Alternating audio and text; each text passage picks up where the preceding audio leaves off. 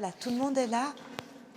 Donc là, on est ici en bas d'un escalier. Alors cet escalier comporte 154 marches, ce qui signifie que nous nous trouvons 20 mètres en dessous du sol.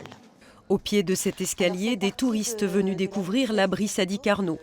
Une visite guidée pour mieux s'imprégner de l'histoire de ce lieu de mémoire, symbole de la destruction de Brest pendant la Seconde Guerre mondiale et des souffrances des populations civiles.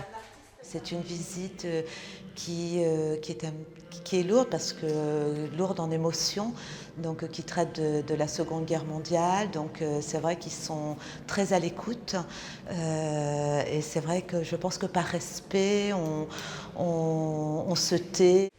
Pendant la guerre, Brest va subir plus de 300 bombardements.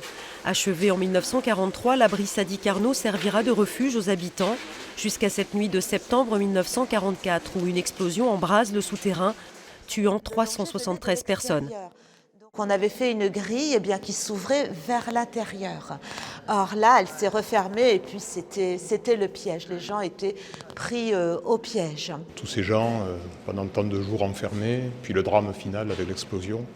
Oui, c'est sûr, on peut être que ému à évoquer ce passé douloureux qui est notre histoire en fait. J'ai beaucoup pensé à ma grand-mère qui nous a beaucoup raconté. Elle était enfant sous l'occupation, elle habitait à Lille. On a eu beaucoup d'histoires sur la Deuxième Guerre mondiale. On savait beaucoup de choses. Et en fait, je me suis rendu compte que pendant tous mes cours d'histoire, je n'avais jamais entendu parler de Brest. Je savais absolument pas ce qui s'était passé ici. L'abri Sadi Carnot présente aussi des documents et films d'époque. Il n'est ouvert au public que d'avril à octobre. La prochaine visite aura lieu le 15 août.